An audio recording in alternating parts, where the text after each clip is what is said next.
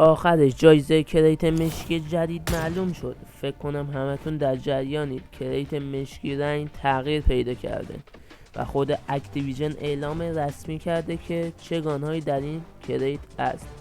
پس تا آخر ویدیو با ما همراه باشید تا بهتون بگم که چه گانهایی در این کریت است.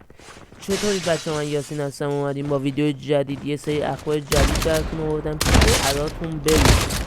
اگه یادتون باشه کریت قبلی دیارش لژندری رایگان بهتون میداد و گفتن بعضی میشه کسی چیز رایگان لژندری رایگان اکتیویژن و بله داد دیارش کروماکو بوده، اشتباه نکنم داد و از سال 2024 تغییر پیدا کرد. شاید سوال باشه گان لژند جدید چیست و ما میتونیم چطوری به دستش بیاریم.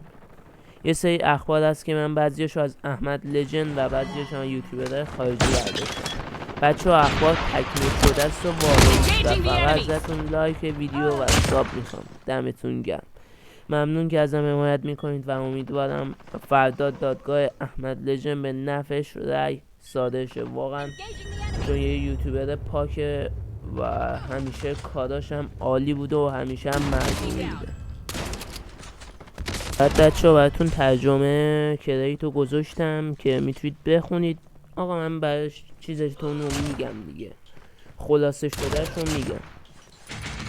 یه شرکتی هستش که گان لژندری های کال آف دیوتی، بعضی گان لژندری های کال آف دیوتی رو طراحی میکنه و اسم اون شرکت رو گفته و آقا گفته این شرکت هستش قرار از گان لژندری های که این شرکت طراحی کرده باشه و من اقلام و گان هایی که این شرکت طراحی کرده و آوردم براتون تا ببینید که کدوم گان ها هستش و بگم که کدوم گان امکانش بیشتر باشه.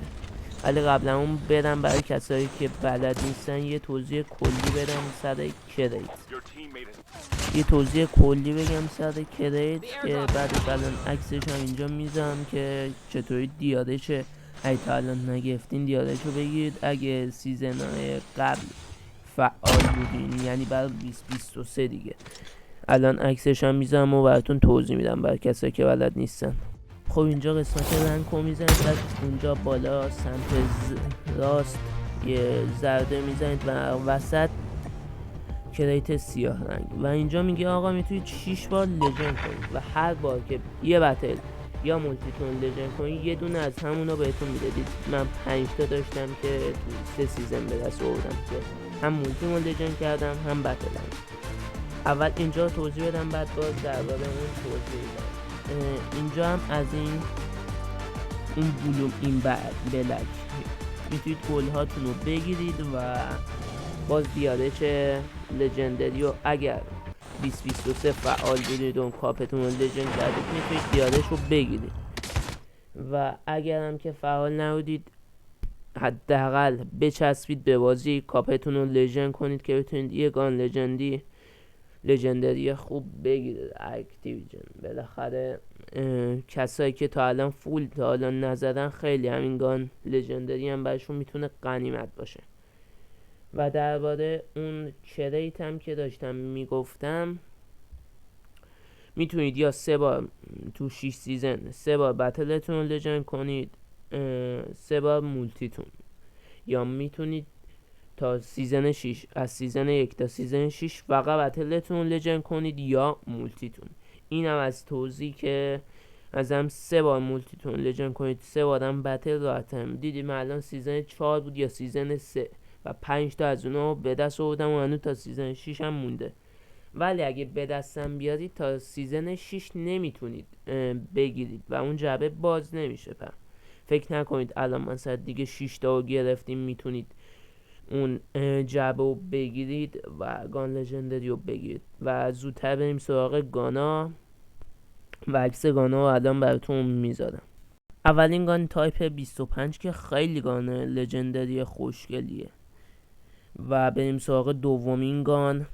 خب بچه دومین گان این گانه که واقعا هم زیباست و یادتون باشه با گردونه نیکتو اومده بود و من فقط جت پکش رو دارم. یکی دو بار زده بودم جت پکش رو بهم داده بود و گان واقعا خوشگلیه. و بریم سراغ سومین گان. و بچه سومین گان که EM2 و زیادم جالب نی و کیل افکت آناناسی طور داده و اصلا جالب نی و من کل اون خوشم نیومد. و بریم سراغ آخرین گان و چهارمین گان که امکانش هستش بیاد و به نظرم بیشترین شانس رو داره که بیاد و اگر بیاد واقعا گان خیلی خوبی هستش. و بچه گان آخرم که AK47 هستش و وسط گیم پلی هم آوردمشون. گان آخر AK47 هست که به نظرم بیشترین امکان رو داده بیاد، چون بهتون زیاد دیادش رو آورد. اولین گان لجند مجانی که باف مولتی بود و یکی از بهترین گانهای مولتی بود و الان منظرم یکی از بعد انفور لجند رو آورد که کار خاصی هم نمیخواست، فقط چند مچ میرفتی مولتی بازی میکردی و باید اکانتت سیو اکتیویژن بود و ولی به نظرم این گانو که قرار جدید بیاد و بعد سال 2024 سیزن 6 بیاد، سیزن 6 کالافیت، به نظرم منطقی تره که AK47 بیاد، چون تو بتل یگان باف همیشه رو زمینه، همیشه رو دست ماه و واقعا هم گان خوبیه. از حق نگذریم دیگه. این دفعه ویدیو گرفتم بعد صدامو گذاشتم روش و با میکروفونم گرفتم که نویز کمتر شده، فکر کنم حداقل چک کردم نویز خیلی کمتر شده براتون.